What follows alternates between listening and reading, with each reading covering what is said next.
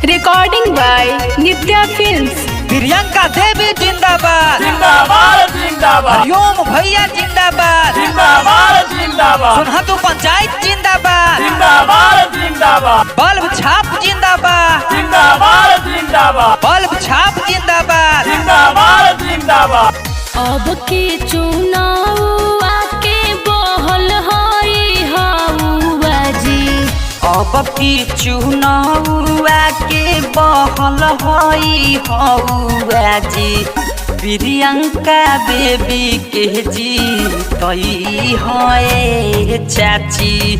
इनके के सरपंच बनई है चाची। बुझल किए हो चाची नोट पाना वोट बर्बाद करी हो।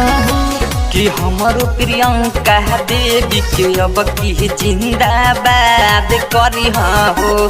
कि हो चाची नोट पर ना वोट बर्बाद करी हो। कि हमारो प्रियंका देवी के अब की जिंदाबाद करी हो। प्रियंका देवी जिंदाबाद जिंदाबाद जिंदाबाद। हरिओम भैया जिंदाबाद जिंदाबाद जिंदाबाद। सोनहतु पंचायत जिंदाबाद जिंदाबाद जिंदाबाद। बल्ब छाप जिंदाबाद जिंदाबाद जिंदाबाद। बल्ब छाप जिंदाबाद जिंदाबाद जिंदाबाद। गौआ के रौनक बनई है प्रियंका देवी। गौआ के न्याय दिलवई है हरिओम भैया। इनके के सरपंच बनई है चाची।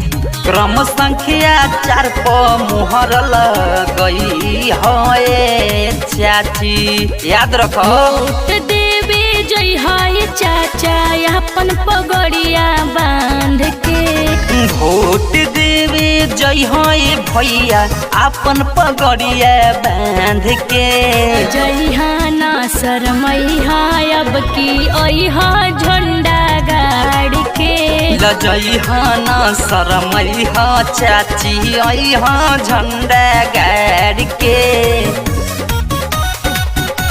प्रियंका देवी जिंदाबाद जिंदाबाद जिंदाबाद। हरिओम भैया जिंदाबाद जिंदाबाद जिंदाबाद। सोनहतु पंचायत जिंदाबाद जिंदाबाद जिंदाबाद। बल्ब छाप जिंदाबाद जिंदाबाद जिंदाबाद।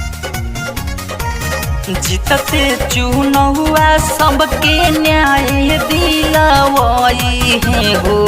जीतते चुनौआ सबके न्याय दिलवई है हो। हरिओम भैया के जीतई है चाची। सोनहतु पंचायत से जीतई है चाची।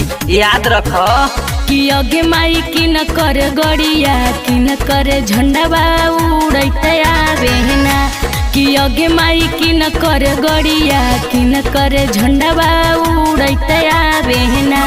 कि अगमई प्रियंका देवी के गड़िया झंडा उड़ते आवेना। कि अगमई हरिओम भैया के गड़िया झंडा फहरते आवेना।